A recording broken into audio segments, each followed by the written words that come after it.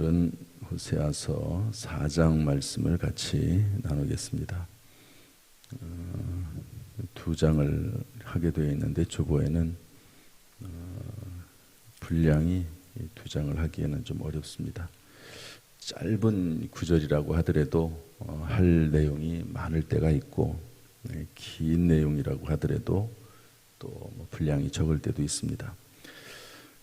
내일은 우리가 원래 하기로 했던 대로 7장까지는 나가야 될 것 같아요. 내일은 5장, 6장, 7장을 다 할까 그러는데, 어제 볼 때는 다 할 수 있을 것 같다 생각이 되는데, 또 쭉 그 성경을 다시 보고 또 자료들을 찾고 그러다 보면 또 분량이 또 생겨요.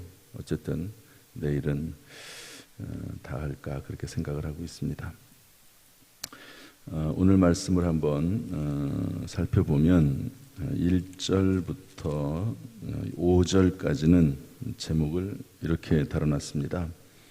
어머니를 멸하리라. 따라합시다. 어머니를 멸하리라. 다시 한번 어머니를 멸하리라. 좀 어감이 안 좋죠. 성서공회에서는 제목을 그렇게 다뤄놨습니다. 어머니를 멸하리라. 여기서 말하는 어머니는 북이스라엘을 말합니다. 국가를 말하죠. 한 나라. 그 한 나라가 이제 어머니로 표현이 됐습니다. 신약 성경에 가면 남편과 아내 관계를 말하죠. 그러면서 남편은 예수 그리스도, 아내는 교회를 이렇게 지칭하는데, 여기서 어머니를 멸하리라 5절 보면 그것은 이제 북이스라엘이 아수르에게 멸망될 것을 예고하고 있는 그런 내용입니다. 이런 내용을 알면 짧은 내용이지만 이 말씀을 이해하는데 쉽죠. 그런데 5절 말씀 보면 내가 내 어머니를 멸하리라 이렇게 써놓으면 이게 도대체 무슨 말인지 아무리 읽어도 잘 안 되는 그런 내용도 있습니다. 그 다음에 6절부터 10절까지는 성서공회에서는 이렇게 해석을 해놨어요.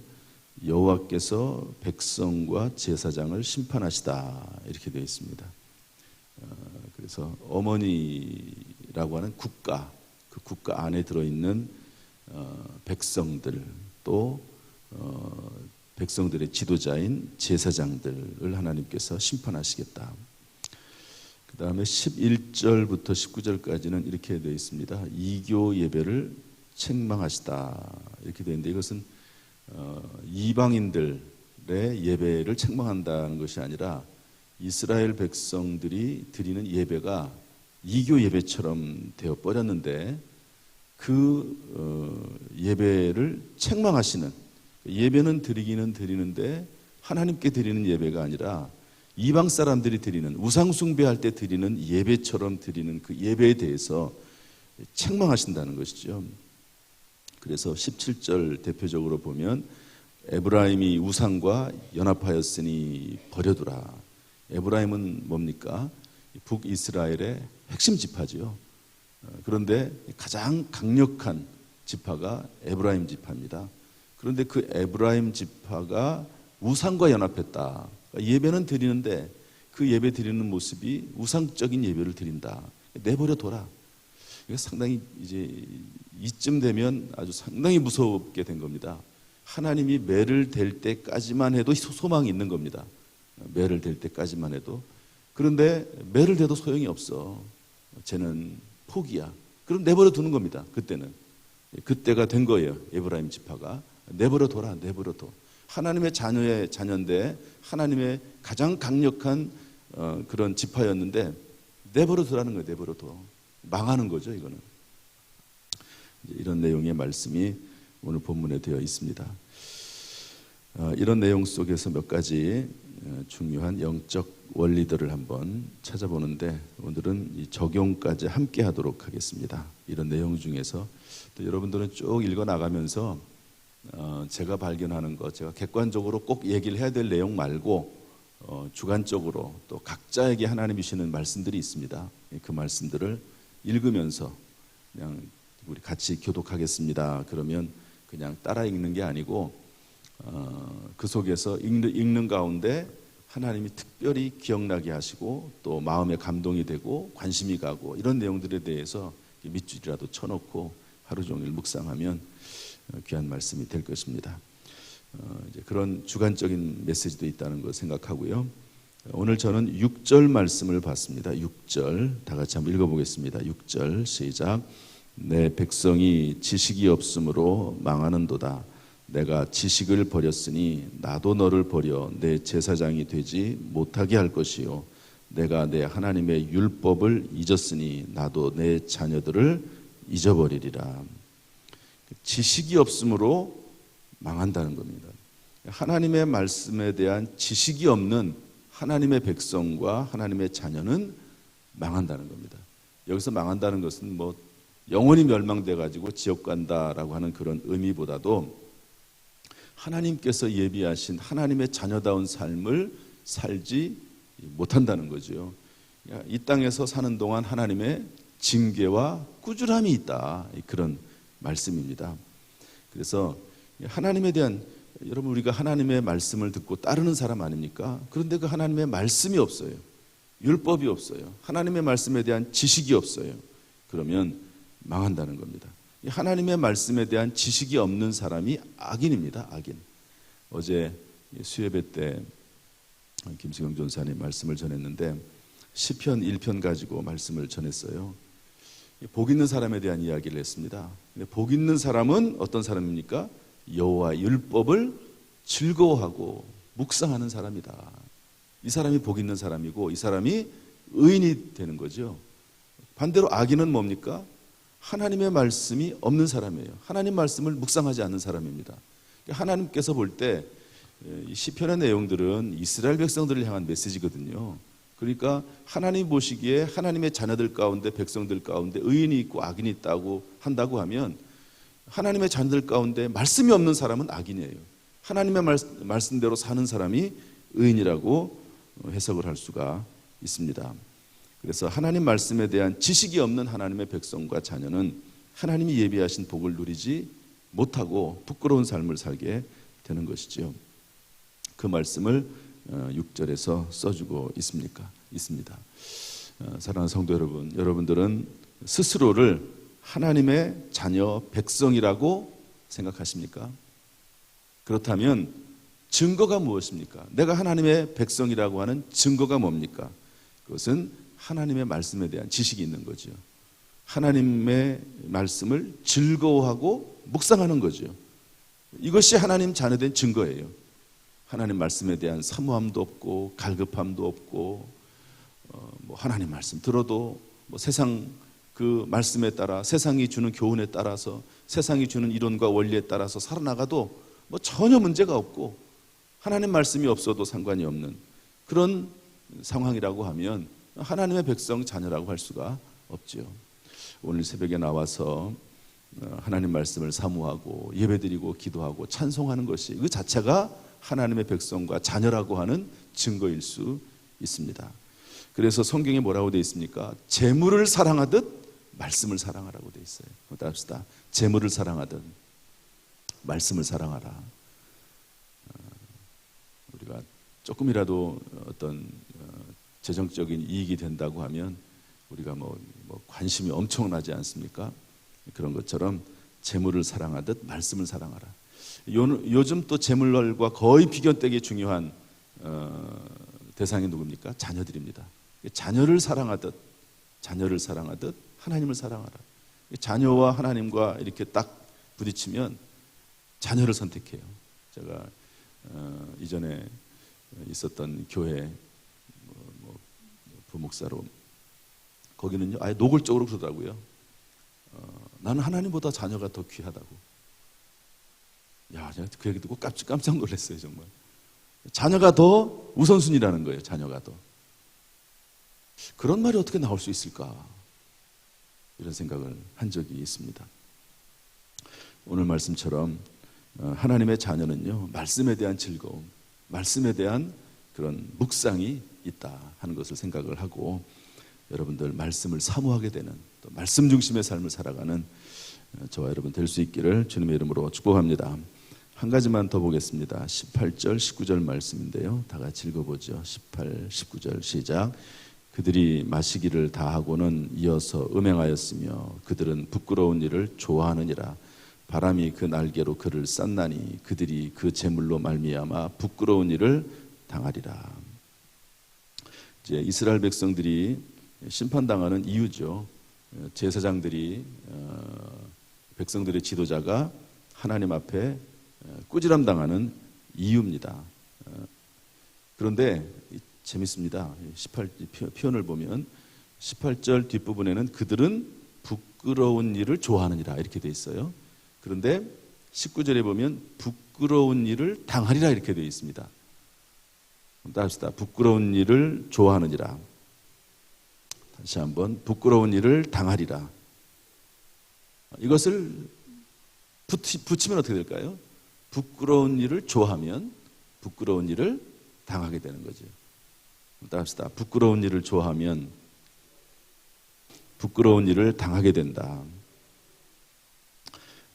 성경에 나와 있는 부끄러운 일은 뭐냐면요, 마시는 겁니다. 11절에 보면 음행과 묵은 포도주와 새 포도주를 마음을 빼앗는다고 되어 있습니다.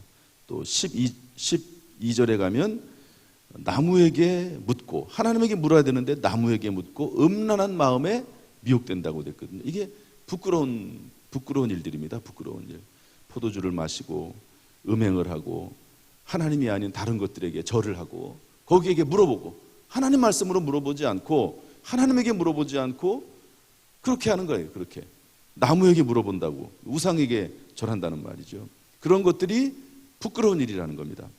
그러면 부끄러운 일을 당하게 되는데 13절은 뭐라고 되어 있습니까? 자녀들이 영적으로 타락하게 된다는 거예요. 딸들이 음행하고 며느리들이 간음하게 된다. 14절에 가면 그런데 놀라운 게 뭐냐면 하나님이 벌하지 않으세요. 이게 가장 두려운 겁니다. 분명히 죄를 짓고 잘못하고 있는데 하나님이 벌하지 않으세요. 그래서 17절에 뭐라고 되어 있습니까? 에브라임이 우상과 연합하였으니 버려두라. 이걸 유기라고 합니다. 신학적인 용어로 유기. 내버려 두는 거예요. 그냥 예배도 안 나오고 예배도 안 드리고 뭐 실시간이든 뭐든 아니면 무엇을 하든지 간에 그냥 하나님 앞에 부끄러운 일을 행하고 있는데 아무런 일도 없어요. 유기입니다. 유기. 내버려 두는 거예요. 내버려 둬. 이게 사실은 가장 무서운 일이죠. 그래서 로마서에도 이 하나님께 버림받은 자들에 대한 이야기가 나옵니다. 3번 나옵니다. 버려두라, 버려두라, 버려두라, 내버려둬라. 하나님이 이제 심판하실 때가 되면 내버려 두는 거예요. 내버려 둬. 하나님 내버려 둬요. 이 말씀을 우리가 생각한다고 하면 혹시 부끄러운 일을 행하고 있지는 않은가? 양심이 계속 지적하는데 그것을 무시하고 있지는 않은가? 또한 말씀이 계속 찌르는 부끄러운 어떤 일들이 있는가? 이런 것들을 생각을 해봐야 됩니다. 다윗은 밧세바와 간음한 후 성령이 떠났죠. 뼈가 마르고 자원하는 마음이 사라졌습니다. 나단 선지자가 와서 지적할 때 회개했습니다. 그러나 이 다윗이 그런 부끄러운 일을 행했을 때 어떻게 됩니까? 나중에 압살롬이 쿠데타를 일으켜가지고요, 궁중 옥상에서 다윗의 그 궁중 여인들, 첩이라고 볼 수 있죠. 그 여인들하고 대낮에 거기에서 간음합니다. 부끄러운 일을 행하면 좋아하면 부끄러운 일을 당하게 된다. 그럼 압살롬은 또 어떻게 되느냐? 아무리 그래도 그러지 말아야죠. 어쨌든 자기 아버지의 부인 아닙니까? 그럼 그런 일을 하지 말아야죠. 결국 압살롬도 부끄러운 일을 하다가 압살롬도 처참하게 죽지 않습니까? 악순환 되는 거죠. 어느 순간에는 그 악순환을 끊어야 된다 하는 것을 알 수가 있습니다. 부끄러운 일을 좋아하면 부끄러운 일을 당하게 된다 하는 것이죠. 그러므로 혹시 그런 일들이 마음에 생각이 나면 회개해야 됩니다. 마음을 바꾸고 행동을 바꿔야 되는 것이죠. 그리고 그게 사람의 습관이라고 하는 것이, 행동이라는 하는 것이 쉽게 바뀌지 않습니다. 그때까지는 하나님의 은혜로 또는 나의 의지를 가지고 또 말씀을 보면서 살아나가면서 완전히 회개가 되고 마음은 회개가 되지만 행동이나 습관은 바뀌지 않을 때가 있거든요. 그러면 계속해서 예수 그리스도의 보혈과 공로를 의지하면서 하나님, 제가 이것이 죄인 줄 압니다. 마음에 부끄러운 일인 줄 압니다. 그러면서 예수 그리스도의 보혈의 공로를 의지하면서 하나님 앞에 그때그때 죄책에 대한 용서는 받아나가면서 실제적으로 삶이 바뀔 수 있도록 하나님 앞에 기도하고 예수 그리스도의 십자가 보혈의 공로를 의지하고 또 의지해야 되는 겁니다. 그렇게 되면 어느 순간인가는요 바뀌게 됩니다. 바뀌게 돼 있어요. 이런 은혜가 우리 가운데 있어야 될 줄로 믿습니다. 하나님께서 이런 은혜를 베풀어 주시기를 주님의 이름으로 축복합니다. 오늘도 말씀 따라 승리하는 복된 삶이 되기를 주님의 이름으로 축원합니다. 기도하겠습니다. 헌금 호명과 기도를 하냈네요. 11조 김순분 권사님, 선교헌금도 감사헌금 이명국 박정숙 권사님, 1,000번째 김종은 강재현 집사님, 1,000번째 윤창용 윤여성, 1,000번째 이순혁 김채희 장민재 안정순 권사님 드렸습니다. 기도하겠습니다. 하나님 아버지 감사합니다. 오늘도 이 새벽에 나와서 예배드리고 실시간으로 또 이후에 영상으로 하나님 말씀을 듣고 예배드립니다. 주여, 늘 주 앞에 부끄러운 삶을 살지 않도록 하나님 우리를 인도하여 주옵소서. 하나님 아버지, 하나님 말씀에 대한 사모함이 또 말씀에 대한 묵상이 우리의 삶 가운데 늘 있도록 우리를 인도하여 주옵소서. 오늘도 이 새벽에 나와서 주의 은혜를 구합니다. 기도의 사명을 감당합니다. 또한 하나님 앞에 예물을 드리며 소원을 올려드립니다. 주여, 주의 백성들에게 은혜를 베풀어 주옵소서. 연약하고 부족합니다. 오늘도 예수 그리스도의 십자가와 보혈을 의지합니다. 예수 그리스도의 보혈로 우리를 정결하게 하여 주옵소서.